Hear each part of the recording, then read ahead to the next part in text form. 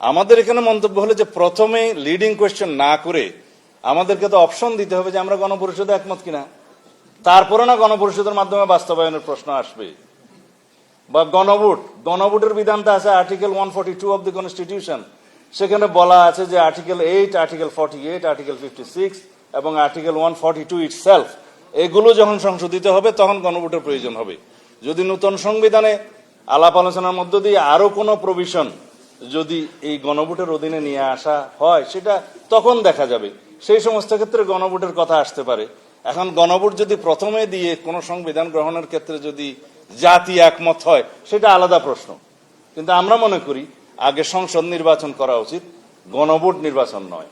আমরা আগে মনে করি জাতীয় সংসদ নির্বাচনের মধ্য দিয়ে একটি গণতান্ত্রিকভাবে একটি রাজনৈতিক সরকারের প্রতিষ্ঠা হলে সমস্ত আলাপ আলোচনা এবং সমস্ত বিষয়াবলী ওখানেই হইতে পারবে। ধন্যবাদ আপনাদের।